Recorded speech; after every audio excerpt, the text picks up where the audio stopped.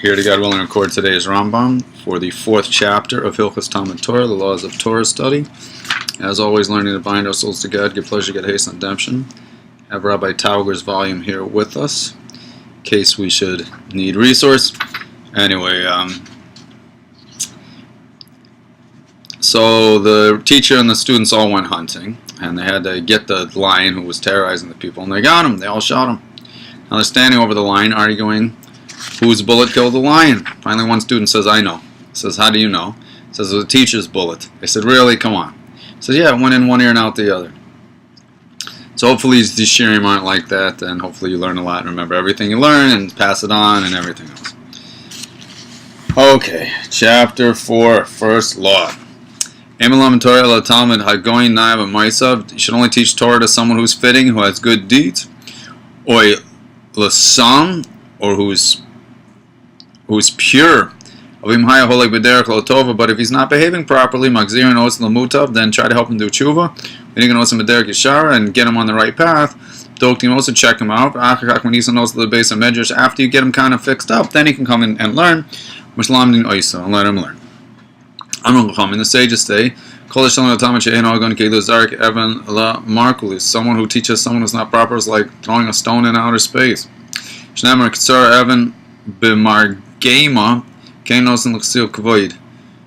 like they bring the pasuk, as one who winds a stone in the sling, so is one who gives honor to a fool. That's heavy. In Kavod el Torah, there's no honor except for Torah. Like it says that the inheritance of the stages is honor. I want to quote that, so writing that down. Taking a quick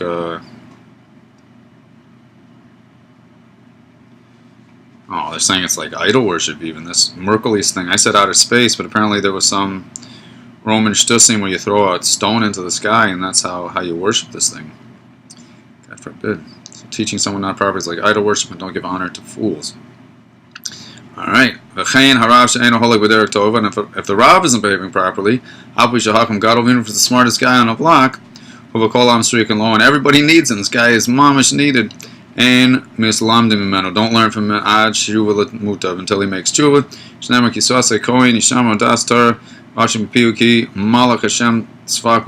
Has to be a righteous guy. He has to be similar to an angel of God. Then we can seek Torah from him. If he's not like an angel, then do not seek Torah from him. How do we learn? The Rav sits in the middle and the students kind of surround him like a crown, so they can all see and hear him. The Rav shouldn't sit on the chair and the students on the floor. Everybody on the same level. In the beginning, the Rav would sit and the students would stand. And as time moved on, it became the culture that everyone would sit. We should have the third temple right away. If he learns from his mouth, that's fine. It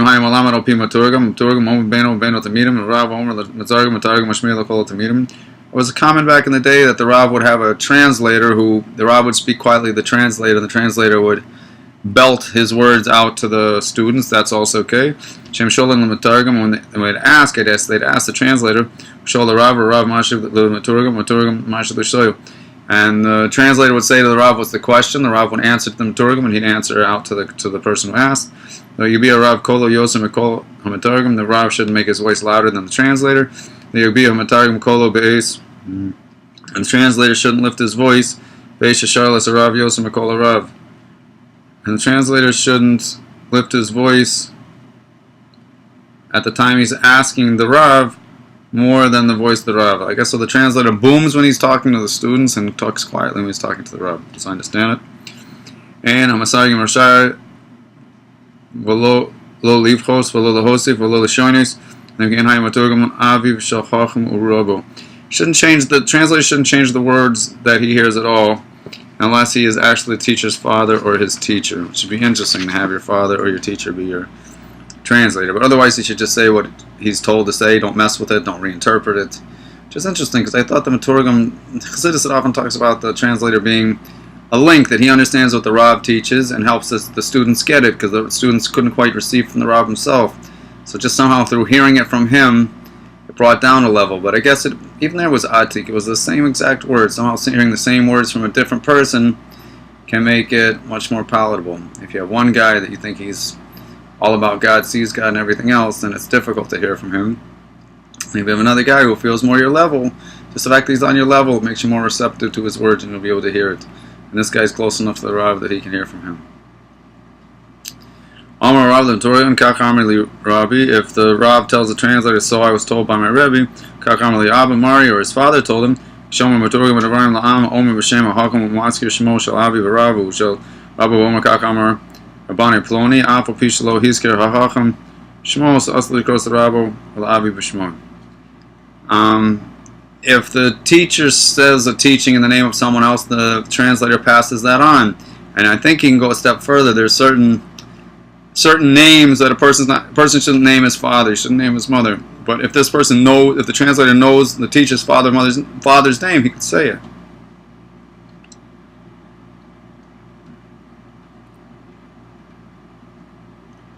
Yeah, because he can't mention his father.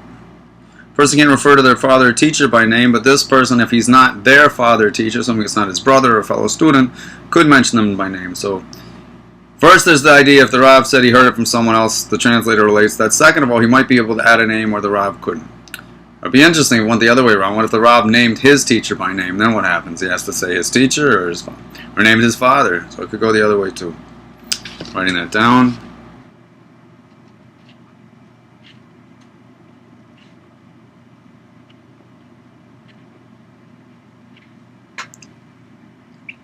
Dalit Arav Shalom Avalo Hivino Talmidim. If the students don't understand, Lukas Aleim Yirgas, don't scream at them.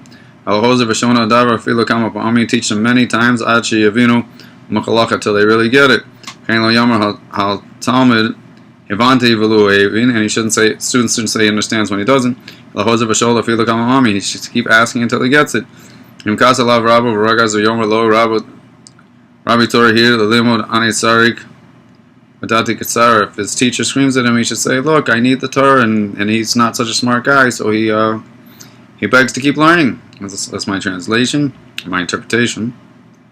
Hey, lo yeh Talmud bush mechavarav, the student shouldn't be embarrassed. Shouldn't be embarrassed if it takes him 10 times to get it.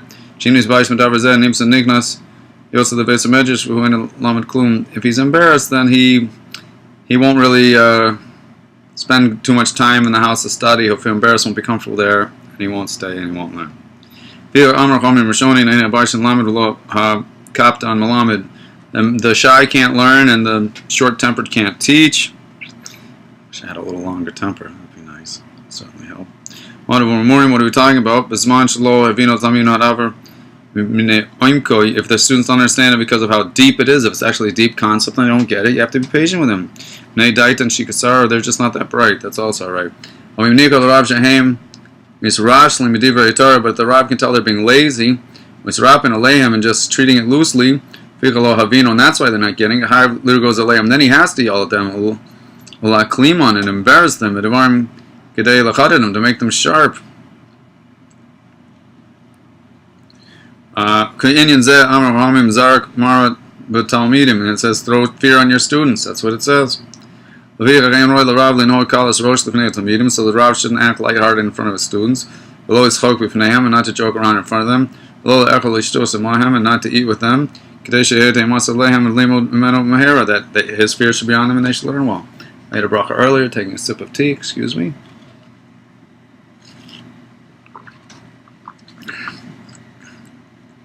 Pazik Vav, ain't showing us a Rav, Kishinas a Midrash, Shiashiv Daito Alab. Don't ask questions when the Rav first walks into the study hall. Let him settle a little bit. Ve'in Talmid Shol Kishinas Shishav Nuach.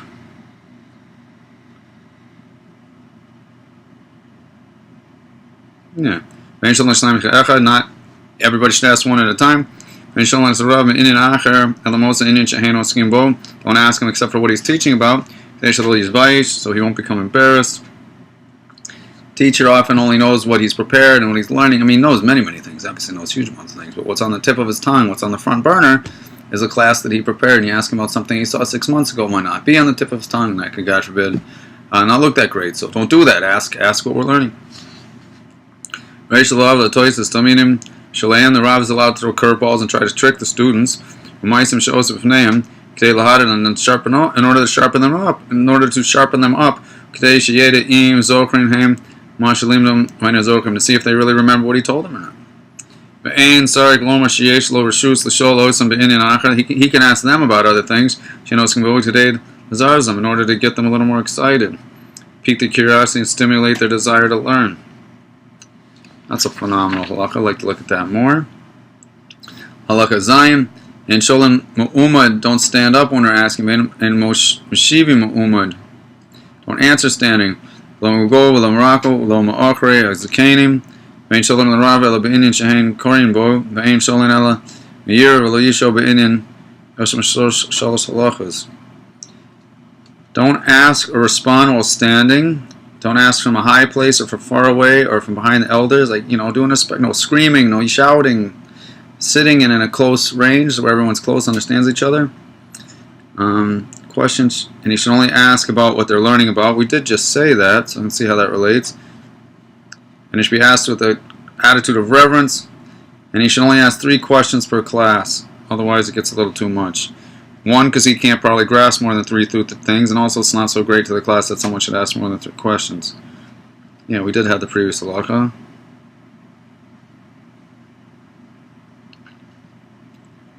The previous halakha, if he's teaching about Shabbos, don't ask about Yomim Tovim.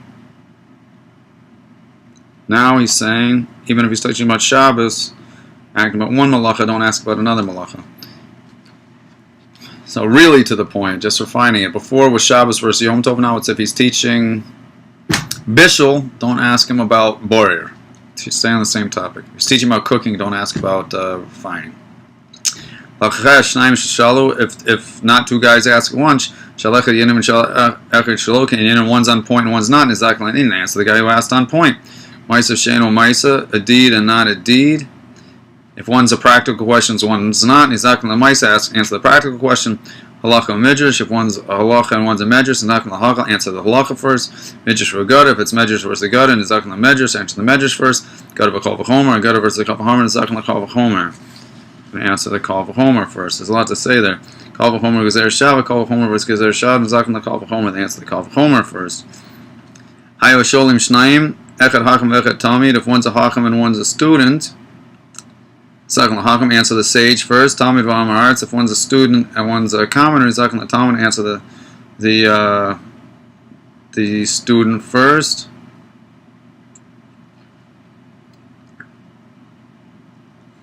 Okay, each name, if they're both smart, if they're all on the same level, if they're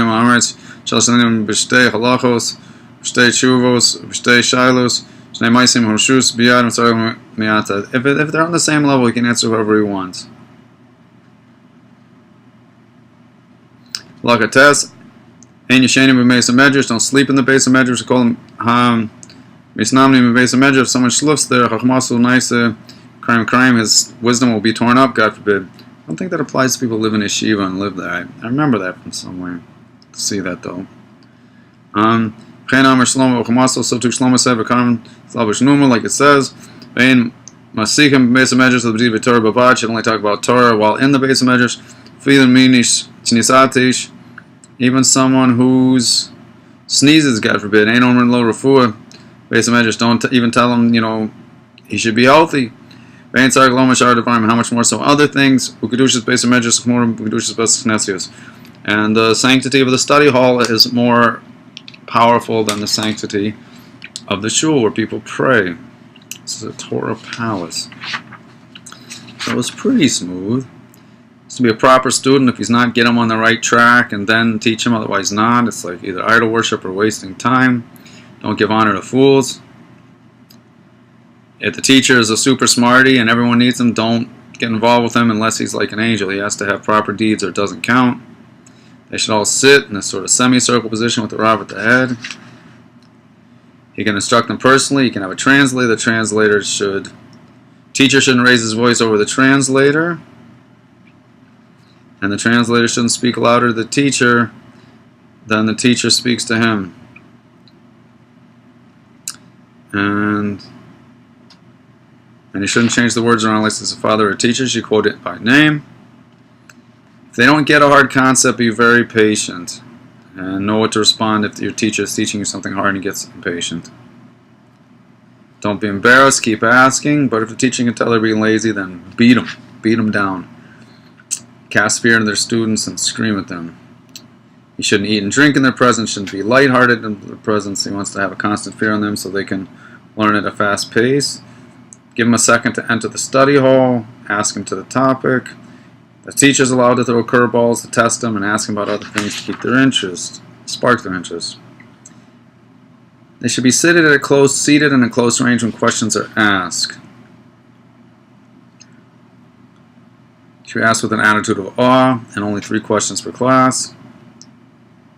If there's this halakha started smooth. If one is to the questions to the point and one's not, obviously one to the point. One's a practical question, then that takes before an abstract question. If one is a Torah law and one's interpretation of verses, we do the Torah law first. Let's see what the note says. They're not immediately relevant to deed. They do eventually relate to deed. Interpretation of Torah verses is more abstract. It's further removed from immediate behavior. It could affect much more behavior, understanding a verse and how to interpret it. It could really refine a person. One is interpretation of verses and one's a gutta. Interpretation of verses is a little closer to practical. If one's a kal v'chomer, which is a way of extrapolating verses.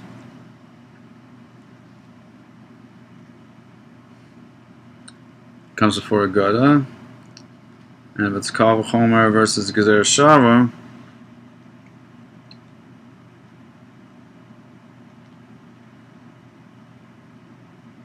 for some reason the kal v'chomer comes first. If they're both good questions, but the distinction between the people asking, acknowledge the distinction, the sage over the student and the student over the unlearned. But if they're equal, then treat it equal. Whoever he wants to answer can answer. Don't shliff in the house of study. It's really not good. I just don't think it applies to Torah scholars, people who live in the house of study, live in yeshiva, so to speak. It says if he's drowsy, to close them in rags. And they should only talk words of Torah while they're there. Shit, now, just curious if I can find that exception for people who live there. If that's something easy to find that he... Rav Zer, why did he live so long? Because he never shliffed or napped in the house of study. Shulchan Aruch does allow if he spends his days and nights there, rather than cause him to waste his time. It lets him learn more. Very good. It's like we said. Why is unnecessary conversation forbidden? Don't waste time. Could be learning and token of respect.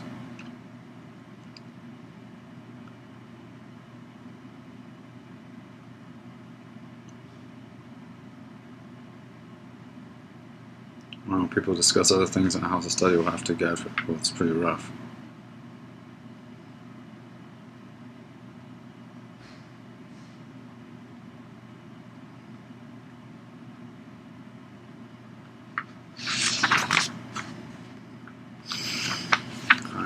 Take one more sip. See if we can get a little bit more clearer answers on this priority list here. What's this saying? Alright, shit now.